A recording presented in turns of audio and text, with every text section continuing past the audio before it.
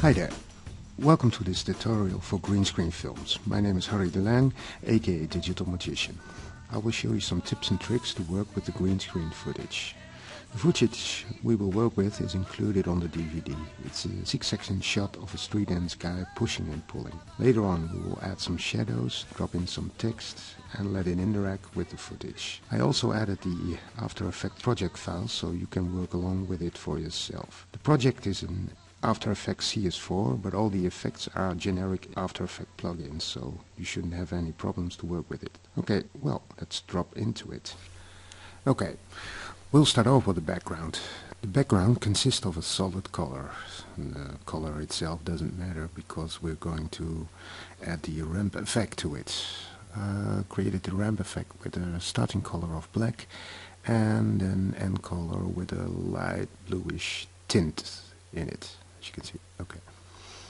After that, I added the footage. Here. The footage, I pre-composed it. It's usually a very good practice to pre-compose your footage. Maybe you want to do some magical stuff after it, so it's always a good practice to do that. We'll scrub through it. As you can see, I also added some keyframes at the end when he gets pushed away by the fun ladders. So, okay.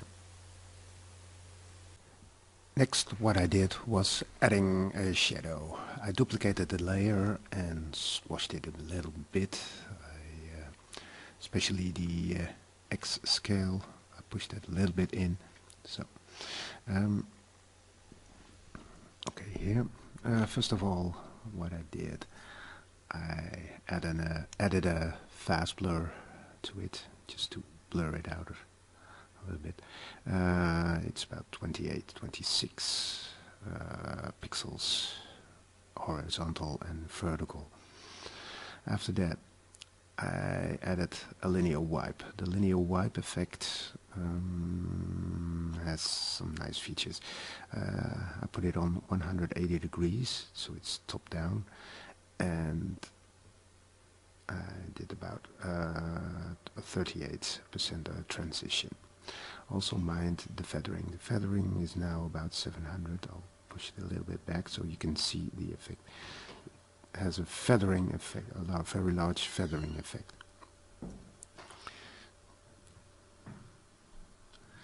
Okay. After that, I wanted to create a shadow, so I added a levels effect, and in the levels effect I crushed the mid colors almost nearly to white.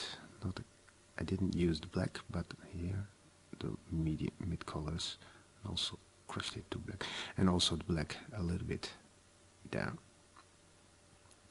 And after that I added the corner pin effect. The corner pin effect, you can see, is almost like the skew function in Photoshop. You can drag one of the four corners to adjust the skewing of the image. This is the right side and this is the upper left side.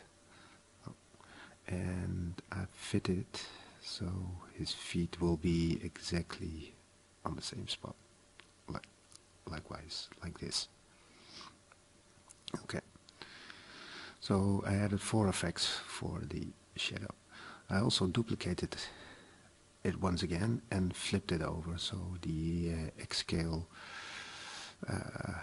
is going the other way around. Also notice that I removed the corner pin effect. I thought, well, it isn't necessary for this one. So we have 2 shadows right now.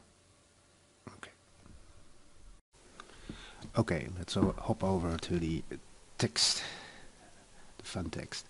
I used a standard font label, text layer. I added a ramp and a fast blur effect to it, just to get the harsh white out of it. As you can see, it's still selectable, so it's a text layer.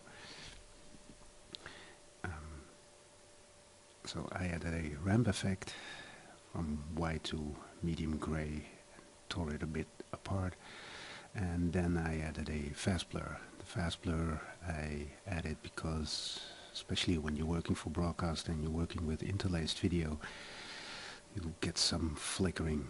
So to avoid this, I added a 2-pixel blur on it.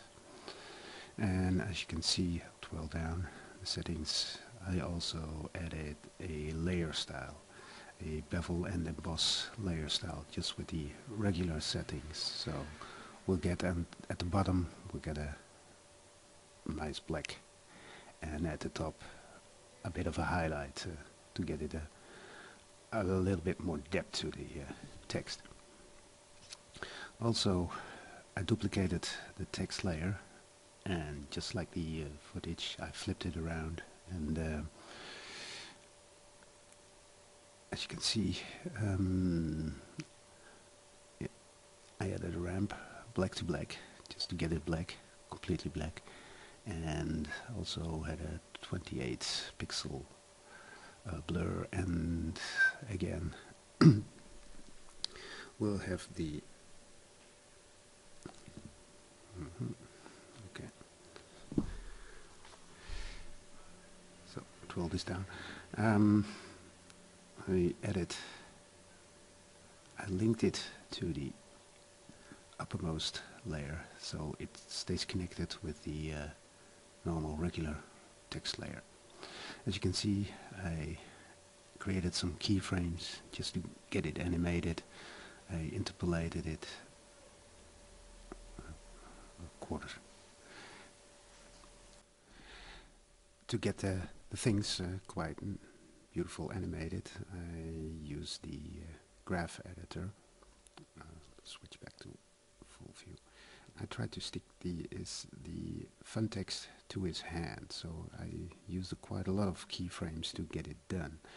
The normal keyframes won't do, so I had to use the F9. And when we go into the graph editor, you can see how I tried to make the fun text stick to his hand. When we scrub through, you can see that, like here, there's a hiccup, but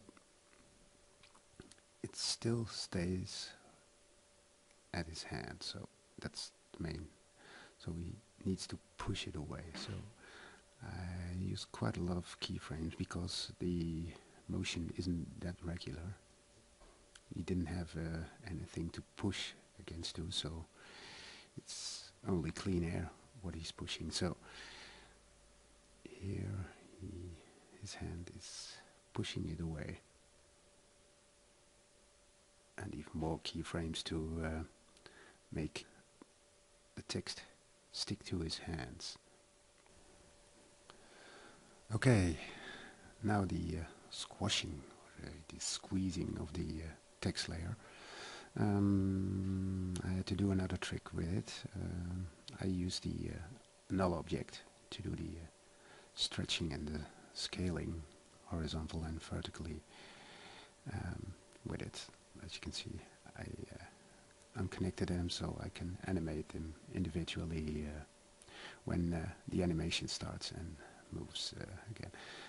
When I try to do this with the text layer itself, the Y scale is no problem, but the X scale, it scales to the innerwards. So, but I wanted to squeeze it at the N part, so at the end. So I had to do a trick.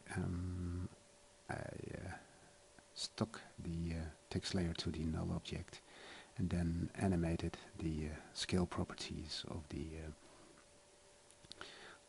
null object. It pulls itself a little bit together when you can see. Well, I hope you enjoyed this mini tutorial and working with the green screen footage.